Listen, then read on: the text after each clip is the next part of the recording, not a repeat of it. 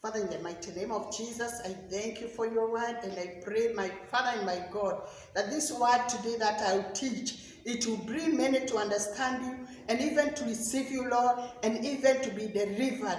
I thank you for your word. The Bible says it's a sword sharpened both sides. I pray, my Father, this word, it will enter in the hearts of your people, and it will bring healing, and it will bring even deliverance in their life. Oh, thank you, Jesus. Holy Spirit of God, I welcome you, and I read this word. And today reading is coming from Isaiah 52. The Lord is helping me that I teach this word. The Lord will speak to your heart through his word, because the word of God, it is the will of God, and it's the will of God concerning you. And today you have something that is speaking to you. So may I welcome you, my viewers. I welcome everybody who is watching me and those who are listening. And I pray for you that you be blessed through this reading and through this word of God. Therefore, welcome. And let us read the word of God together, and we walk together. And I believe everybody will have her portion in this word, or his portion. Hallelujah. The Bible says in Isaiah 52, and I read, "Awake, awake, put on your strength, O Zion. Put on your beautiful garment, O Jerusalem, the holy city. For henceforth there shall be no came unto you the uncircumcised, the unclean." Hallelujah. This is the voice of the Lord speaking to you, and he's talking to somebody who have slept, because I believe with all my heart he cannot tell you to awake. There is somewhere in your life that you have slept, spiritual sleep. Probably you have been a powerful person praying, but it have reached a point you have given up and you have slept in that area, because ile kitu Mungu anasema ni inuka wewe Sayoni. Sayoni nataka uchukue ni wewe. Wewe ninayezungumzia siku ya leo, wewe ndiye Mungu anakuita Sayoni. Haleluya. Na anasema uinuke na ufae lile fasi lako lile lilio lizuri. Bwana asifiwe. So it's God was looking at them, and he was seeing that they are already, maybe there were some things that they have gone and felt, and they felt that they have no power anymore. There's sometimes when storms comes, they can hit you hard and you fall down. Hallelujah. But when you fall down, it is not time to continue staying there. It is a time to wake up again. Sijui ni nini kimekusonga kikakusukuma mpaka ukao umekaa kama mtu ambaye ameanguka, ameketi. Pengine ulikuwa muombaji, lakini imefika mahali ukao umeketi, umewacha maombi. Siku ya leo, wewe Sayoni, wewe mpendwa, Mungu anakuzungumzia, anasema uinuke. Ni wakati wa kuinuka. Wengine wetu wameletwa chini na mambo yale wamesikia. Wengine wameletwa chini na magonjwa. Sijui wewe umeletwa chini na nini, lakini nimekuja kukuambia inuka, kwa sababu Bwana anasema uinuke. Na tena aka-emphasize akasema inuka. When he repeated again, he is emphasizing that you have to arise up again. You have to wake up. Where have you fallen in your salvation? It is a time to wake up. Hallelujah. There is a beautiful garment, the garment of salvation. Sometimes this may rise against you, and you start feeling wounded in your heart. Pengine umekuwa betrayed by a friend, na ukasikia moyoni mwako umekosa nguvu, ukasikia amefanya usikie kuumia, na kwa sababu ya hivyo ukakaa tu, ukaanguka pale kwa sababu ya ile mafuriko ya kuwa betrayed. Hallelujah. Lakini Mungu anasema usiendelee kukaa pale, ni wakati wako uinuke. Pengine ukashikwa na hasira, pengine ukaingiwa na chuki kwa sababu ya yale alikutendea. Maadui wako anaweza kuwa amekutendea mambo mengi mabaya, na yakafanya ulegee katika hata kazi ya Mungu. Pengine wakakusema wewe ni kiberebere, na ulikuwa ukifanya kazi ya Mungu, ukihudumia Mungu, na ukawa kuketi na ukachanisha ile kazi. Nimeona watu wengi wanapoongea kanisani ama wana neno mabaya, wanakaa na wanasema nyinyi basi endeleeni.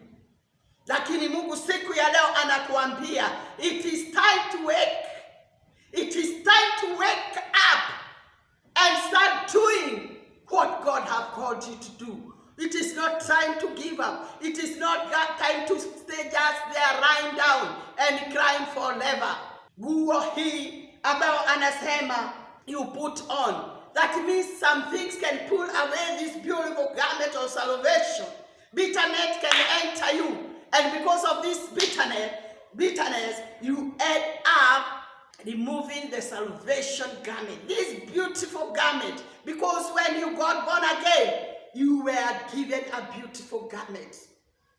Na ndio ile Bwana anasema anakujia bibi harusi ambayo mavazi yake haina madoadoa. Yale madoadoa ya yale mambo umepitia yanaweza kutumika kwa njia nyingine kufanya nguo yako ya itoke ya wokovu. The garment of salvation. It is the garment of salvation that I'm talking of. Akamwambia haifai. Bwana asifiwe. Unapoifaa ule ulembo tena unakurudia. Wakati unakaa katika ile hali ya kukasirika, wakati umekaa katika ile hali ya kutosamea, unforgiveness can make you a beautiful garment to come out of you. And when the Lord look at you, he see you naked, because he cannot tell you to put it on. Hiyo ni mambo ya umeyabeba mpaka yakafuta ile nguo ya salvation, alafu ukaonekana mbele ya Mungu hauna lile vazi. Biblia inasema kwa Kiswahili ati uinuke na ukugute mafumbi. That's what the Kiswahili Bible say. Yale mafumbi leo nikaona kuambia ya kwamba yanaweza kuwa ni yale mambo unapitia. Yanaweza kuwa umebeba haya mambo, mafuriko yamekuja, hata haya magonjwa nasikia hayana dawa. Wengine wameshikilia yale mambo mpaka yamefanya nguo zao sa wokovu nguo yake itoke. Bwana asifiwe. Mungu anapotazama aoni that beautiful garment. And he cannot tell you to put back that beautiful garment if you are still on the cabinet. There is no way God can ask you to wake if you are not slept somewhere.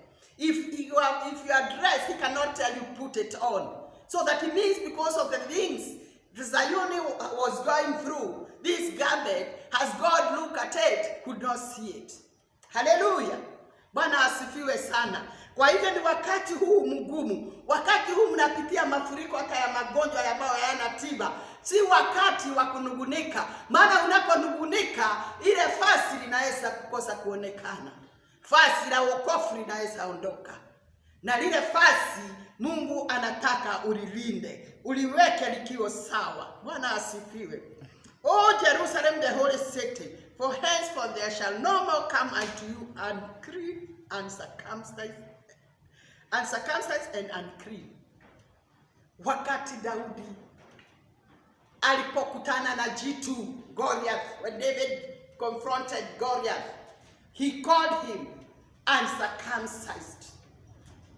These small things that are making you to fall down, the Lord is saying they are just small things. They have been compared with uncircumcised boy. Because when you say uncircumcised, it's like a very small boy that can do you no harm. And that's why when David compared those things, Goliath with the uncircumcised boy, when you see those things, don't magnify those things. Magnify your God. And the more you magnify your God, the more you see the problem decreasing. Wakati unapanua ile mambo unayopitia, Mungu ataonekana. Lakini wakati utaendelea kuinua Mungu, yale shida ndizo zitapungua, maana ukuu wa Mungu Mungu utaweza kukusaidia na kuona yote yanawezekana kwa Mungu. Bwana Yesu apewe sifa. Na kwa hivyo tuko mstari sasa wa pili. We are in the second verse that the Bible says, shake yourself from the dust, arise and sit down, O Jerusalem. Loose yourself from the bands of your neck, O captive daughter of Zion. Praise the Lord. Hayo mambo yamekuweka mateka.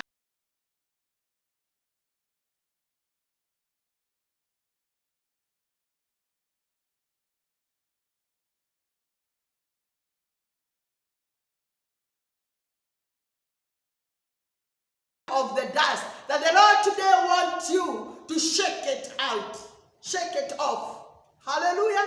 Kuguta hayo mafumbi ya hasira haikupeleki popote. Wakati unaendelea na kushikilia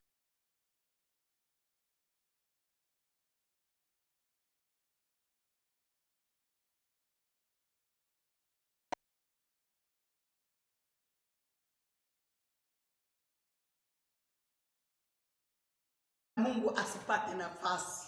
Bwana asifiwe. Kwa hivyo ni lazima tuondoe yale mambo yanatupeleka chini. Maana ameambiwa ainuke. Haleluya. Na ukishainuka uketi na urudi ukugute mafumbi. Sijui ni mafumbi ya aina gani wewe mama unayoyabeba ambayo inafanya nguo yako iweze kutoka ya wokovu. Ati mtu akikutazama aoni wokovu ndani yako. Ni kwa sababu lile fasi limeshatolewa na ile uchungu ulio moyoni mwako. Uchungu wa kutosamea. Ukisamea ndio lile fasi linabaki ndani yako. Lakini unapokosa kusamea linakuwa na uzito wa kubeba watu. Na ule uzito unalifua lile fasi la wokovu. Bwana Yesu apewe sifa. So do not allow anybody to separate you from the love of God. Don't allow bitterness to separate you. Because this beautiful garment with bitterness, it cannot continue in you. It will fall and you will fall down. But today the Lord is saying, it is a time to forgive. It is a time to release those people that we have been carrying in our hearts. Hallelujah. After all, you will do nothing. You cannot change them unless God change them. Those people who hurt you so much, you cannot change them unless God change them. God will change you first and then they will change. Hallelujah. So ask God to change you, to remove bitterness. And those people who have been wounding you, God can change them and make them to become your friends again. Hallelujah. Praise the Lord. And the Bible continues to say, loose yourself from the bands of your neck, the yoke. It is you, my friend, who will remove it. Kutembea kwa makanisa, kutembea ukitafuta suluhisho kwa watu, utapata mambo. Kutembea ukiambia marafiki yako yale unapitia itakusaidia. Biblia inasema wewe ndiye utakayejitoa. Haleluya. Katika hiki kifungo ambao umefungwa, it is you. You have the way to set yourself free. You can set yourself free through prayers. You can set yourself by releasing those people, because the Bible have said that you shake out the dust. And I believe it's not just the normal dust. This dust, there are those things that identify these clothes, this beautiful clothes that the Lord is telling you to put it back. And for you who have never put this gown, it is when you receive Jesus Christ as your Savior, there is a garment of salvation. And when you get that garment of salvation, it is you to continue keeping it clean without spot. And when the Lord was looking at this Zion, he was telling him, put on your strength. Wakati umekosa nguvu, unaweza kujitia nguvu. Daudi alisema, nilijitia nguvu katika Bwana. There are sometimes you never get a friend to encourage you, but you can encourage yourself. You can put strength on yourself. Put on your strength. Wacha kuendelea kukaa pale. Biblia inasema, mtu wa Mungu ataanguka mara nyingi na atasimama. Kwa hivyo wewe, the affliction of the righteous are many, but God will deliver you from all. I don't know what kind of afflictions you are going through, but I have come to tell you that God will deliver you from all. We have God who is able and even more than able. Hallelujah. Kwa hivyo ile jambo imekufunga, wewe ndiye utakayejifungua. Hizo vifungo, that captivity, it is you. And one way of setting yourself free, one I have said, you forgive those who have wronged you. That is one of the way of shaking out the dust. Remove every bitterness. Don't hold them. Release them. Why? God has promised you joy. And he said, he has brought us peace that passes men's understanding. And the Spirit of God is in you to enable you. Hallelujah. So ask God to release grace upon your life to be able to release those things that are making this garment to fall down. Hallelujah. We are in verse 3 and I read, for thus says the Lord, you have sold yourself for nothing, and you shall be redeemed without money. Hallelujah. So, people are going, some are going to the level of being conned by men who call themselves servants of God. But the Bible says, you will be redeemed without money. Si wakati wa kukimbia hapa na pale unaambia lete hii. This is a time to cry to the Lord to set you free. And God will not charge you anything. You will be redeemed with nothing. Because the blood of Jesus is more than enough. You shall not be redeemed. You shall be redeemed without money. Hallelujah. Na Biblia inasema freely given, freely give. Hallelujah. Hallelujah. I want to teach this word of God because many people have been conned, been told send money, tu mabego ya 245 sijui nini, lakini bure nguvu za Mungu tumepewa wapendwa, na nguvu za Mungu tumeambiwa tuachilie bure, tuwafungue. Kwa hivyo tusiwe wa kufanyisha kulipisha kufungua watu wa Mungu, because freely God have given us the power to set them free. Hallelujah. For thus says the Lord, verse 4, for thus says the Lord, my people went down 4 times into Egypt to sojourn there, and Assyrian oppressed them without cause. Hallelujah. Shetani ameamua kukutesa bila sababu.